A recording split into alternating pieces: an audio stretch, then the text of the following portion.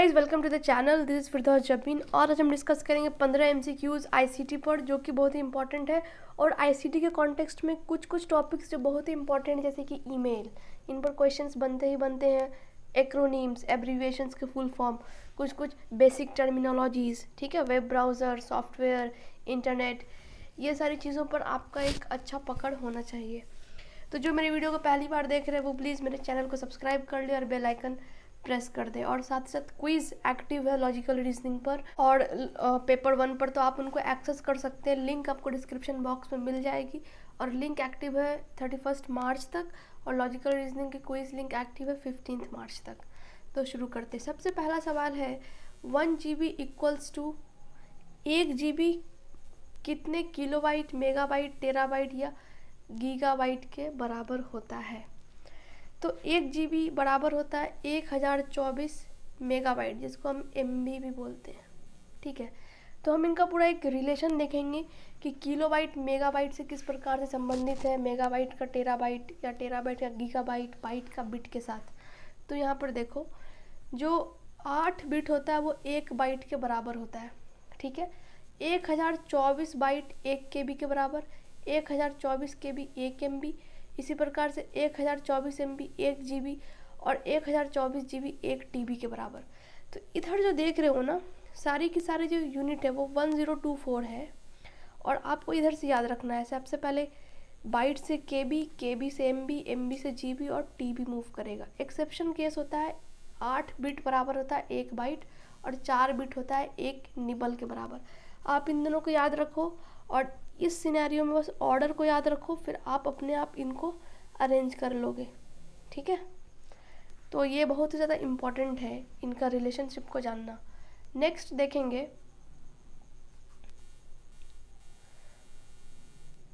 Fortran is the acronym of.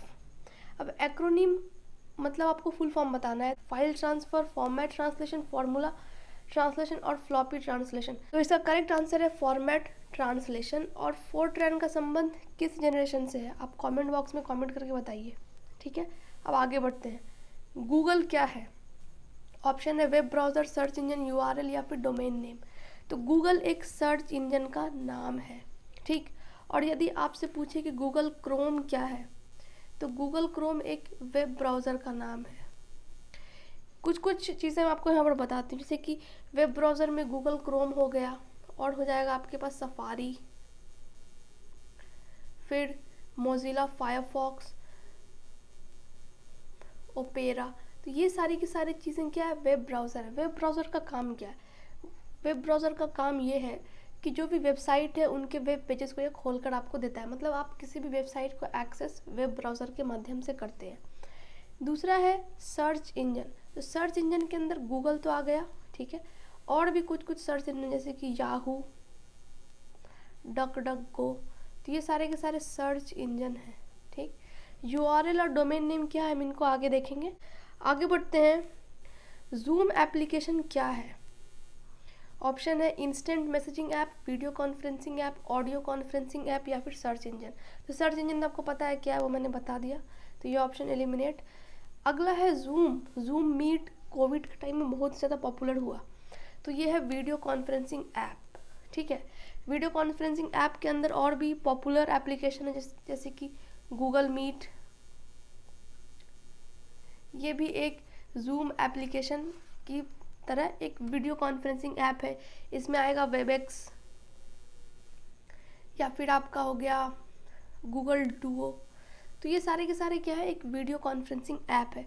और इनको पढ़ना बहुत ही ज़रूरी है, क्योंकि आपके सिलेबस में अलग से इनका जिक्र है कि वीडियो कॉन्फ्रेंसिंग ऐप होता क्या है, ठीक। Instant messaging app. Instant messaging app के अंदर जो सबसे पॉपुलर है वो है आपका व्हाट्सएप, फिर अभी सिग्नल भी आ गया है लिस्ट में, मैसेंजर, वाइबर और स्काइप। तो ये सारे के सारे क्या है, इंस्टेंट मैसेजिंग ऐप हैं। वीडियो कॉन्फ्रेंसिंग ऐप के अंदर Google Meet, Zoom, Webex, Google Duo, GoTo, ये सारे के सारे हैं। आगे बढ़ते हैं। वेबसाइट होता क्या है? ऑप्शन है सर्च इंजन, नहीं। Collection of web pages similar to web browser, synonyms to web page.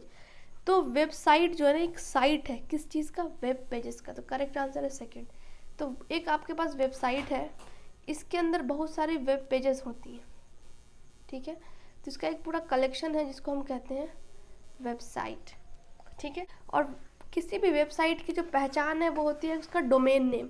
Domain name को हम एग्जाम्पल के तहत लास्ट में देखेंगे। अब आगे देखते हैं।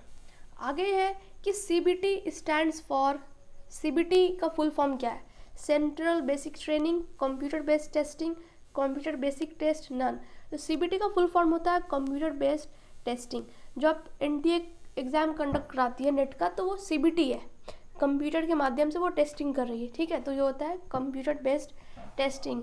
अगला सवाल है एजुकेशन थ्रू CDs इज, जो भी एजुकेशन आप CD के माध्यम से प्राप्त करते हैं वो किस प्रकार का है? सिंक्रोनस, असिंक्रोनस, बोथ या नन।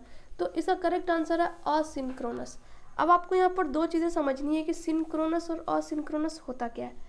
तो सिंक्रोनस मतलब होता है कि यदि कोई भी चीज़ लाइव चल रही है, जिस समय आप उसी समय उस चीज़ को सुन रहे हो, जैसे कि रेडियो, वो एक सिंक्रोनस है। तो अगर रिकॉर्डेड है तो वो असिंक्रोनस। तो यहाँ पर CD में जो भी डेटा या इन्फॉर्मेशन स्टोर है वो रिकॉर्डेड है, प्री रिकॉर्डेड, तो ये हो गया असिंक्रोनस।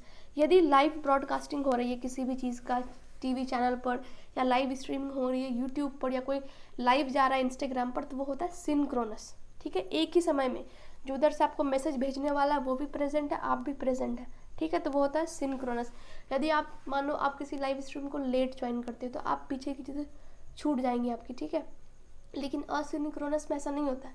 अगर आपने यूट्यूब पे कोई वीडियो देखा है जो कि ऑलरेडी प्री रिकॉर्डेड है, या फिर जो भी लाइव स्ट्रीम हुई है वो रिकॉर्डेड फॉर्म में हो गई, तो आप उनको आगे पीछे अपने मन से बढ़ा सकते हो। लेकिन जो लाइव है, जो सिंक्रोनस है, आप उसमें छेड़छाड़ नहीं कर सकते हो। जो जैसे वो आ रहा है आपको उनको वैसे प्राप्त करना है, ठीक है।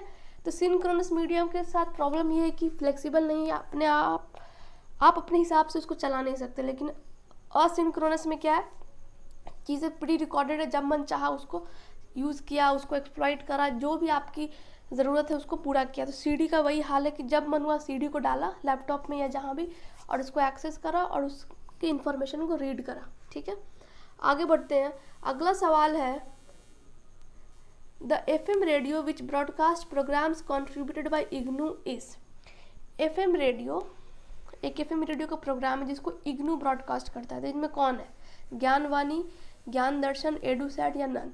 तो जो रेडियो है ना, तो वाणी से रिलेट करेगा, तो करेक्ट आंसर है ज्ञानवाणी। और इसको पहली बार एयर किया गया था 2000 में। इम्पॉर्टेंट है ये, इसमें 3 चीज़ें इंपॉर्टेंट है, एक तो IGNOU, और कौन सा FM है, और कब, ठीक है। अब आगे देखते हैं। E Gyan Kosh was launched in which year. E Gyan Kosh electronic form में जो ज्ञान कोश है उसको लॉन्च किस साल किया गया था? तो इसको लॉन्च किया गया था 2005 में, ठीक है। आगे देखते हैं। और इसको लॉन्च करने वाले कौन थे? लॉन्च बाय होम, तो इसको लॉन्च करा था IGNOU ने, ठीक है। आगे देखते हैं सवाल। अ बाइट कंसिस्ट ऑफ, एक बाइट में कितने बिट होते हैं? 1 बिट, 4, 8 या 16। तो एक बाइट में जो नॉर्मली हम लेते हैं वो है 8 बिट्स, कई बार 16, 32 भी आते हैं, लेकिन यहाँ पर जो रिलेशन है वो है 1 बाइट इक्वल्स 8 बिट्स, ठीक है। अब आगे देखते हैं। ENIAC किस जनरेशन का उदाहरण है? फर्स्ट, सेकेंड, थर्ड या फोर्थ? तो ENIAC उदाहरण है फर्स्ट जनरेशन में। फर्स्ट जनरेशन में बहुत सारे कंप्यूटर जैसे ENIAC हो गए, EDVAC है, ठीक है, Mark 1 है, तो ये सारे के सारे। तो इस प्रकार से फर्स्ट जनरेशन में आपको कंप्यूटर्स मिलेंगे। अब ENIAC के फुल फॉर्म क्या है, ये इंपॉर्टेंट है। इसका फुल फॉर्म है electronic numerical integrator and computer, ठीक है। अगला सवाल है कि हमें करेक्ट स्टेटमेंट आइडेंटिफाई करना है इनमें से, कि रैम क्या एक टेम्पररी मेमोरी है, रोम एक परमानेंट है, रैम वोलाटाइल है, या फिर रोम वोलाटाइल है। इसको आंसर करने से पहले थोड़ी सी बेसिक चीज़ें हम रैम और रोम पर समझेंगे। तो सबसे पहले है कि मेमोरी होता क्या है। तो मेमोरी कोई भी चीज़ है जो कि इन्फॉर्मेशन को स्टोर करता है, कि स्टोर हाउस है, उसके अंदर आपका इन्फॉर्मेशन स्टोर है। तो यहाँ पे 2 प्रकार की मेमोरी, एक है रैम, दूसरा है रोम।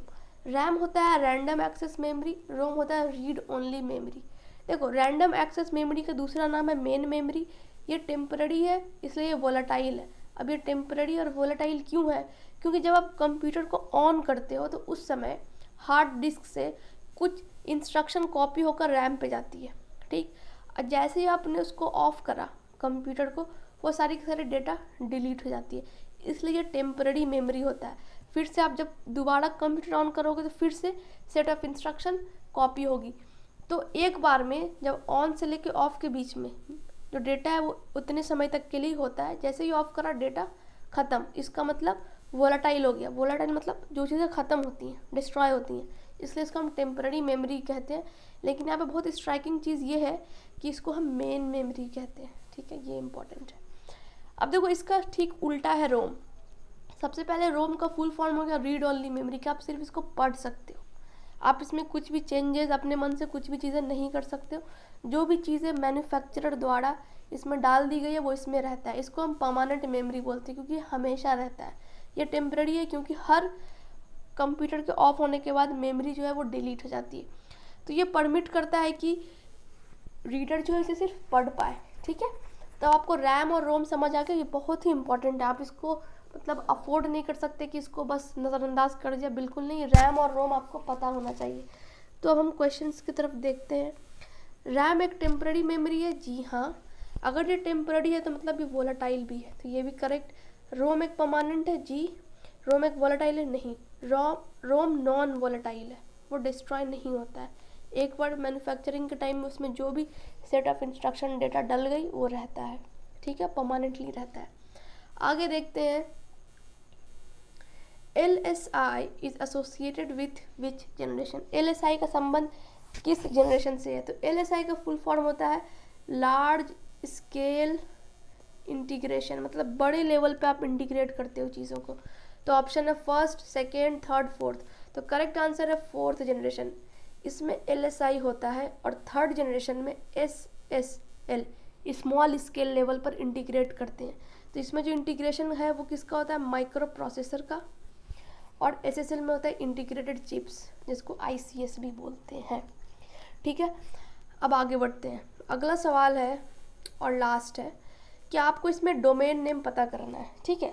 अब डोमेन नेम पता करने से पहले आपको हम इसमें बताते हैं कि URL क्या है। यहाँ से लेकर यहाँ तक कम्प्लीटली है, हम इसको बोलते हैं URL, ठीक है, इसको हम बोलेंगे URL।